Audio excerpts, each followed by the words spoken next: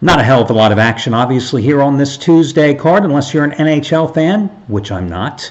So we do have one little baseball game, the ALDS Game 4 contest at Tropicana Field between the Astros and the Rays. Last night gave you a free winner on the Yankees, on the heels of going 2-1 Saturday and Sunday in college and pro football, respectively. Of course, last night I lost a 15-dimer on the Browns. Again, it seemed like a good idea at the time until the Browns had their asses kicked by the 49ers, who looked to be legitimately a real 4-0 team. But I digress. Let's take a look at this game here tonight. Now, listen, I got to be honest with you. If I release this play, it would be a 10-dime play on the Astros. And I was going to do it, but here's the reality. You don't need me to be releasing a play and charging you, if you happen to be a package player or a regular customer of mine, to be told to bet the Astros minus $1.45 on the run line. So instead, I'm just going to release it here on the video report and give it to you for free.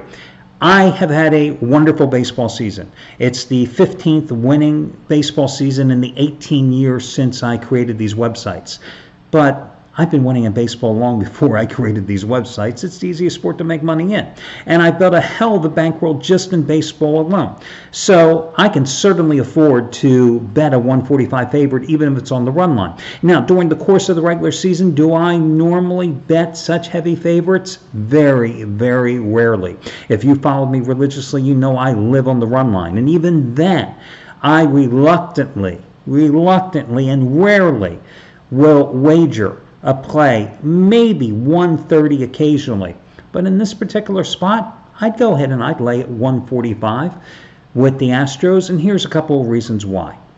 This, to me, is a must-win game for the Astros because they know the Yankees are looming.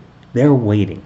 And you do not want to go back home and have to throw out Jarrett Cole in game number 5 because that messes up your rotation for the ALCS.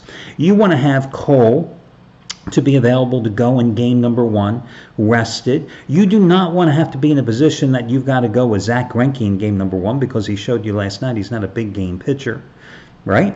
And you want to have Verlander, who's now going to pitch for the first time in his professional career in the major league level on 3 days rest. You're going to burn him today because he wanted the ball, and rightly so, you're going to give him the ball. You want to get this series over, and I understand why. Listen, you're going to throw your best out of here. Forget about going with the Washington Nationals strategy of, hey, start somebody else and you bring your starters in, pitching them in roles that they're not accustomed to. And Verlander's done that before a couple of times in the postseason, and it's not a role he's accustomed to. I get it. You start him today, you ice this series away, you have then probably Cole going in game number 1, and then perhaps you have Verlander coming back, a normal rest in game number 2 against the Yankees, and that's the way you want it to go, so you get it over with today. Now listen, this guy is just a beast in the postseason. 8-0 lifetime, and ALDS appearances. And overall, this is a guy who is 14-7 in the postseason. This is a guy who has absolutely owned the Tampa Bay Rays. He's made 3 starts against them this year. He's a perfect 3-0 against them. And in those starts, he's worked a total of 19 in the third innings. He's given up 8 hits. He struck out 21 batters, allowed 1 single run. Now, pitched on Friday against them at home.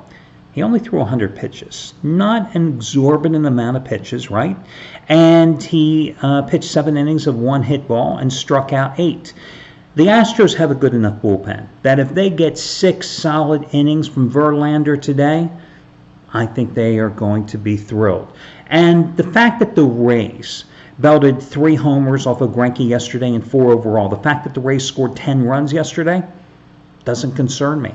Because Greinke is a guy without overpowering stuff.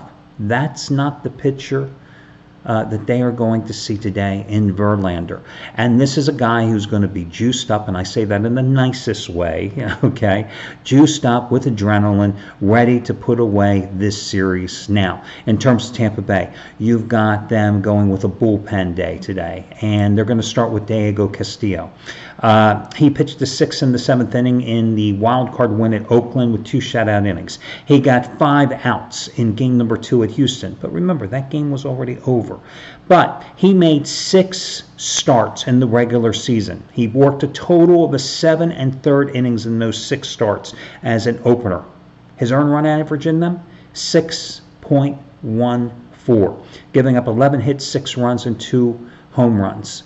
And those were rather meaningless regular season games. Today as an opener, more pressure.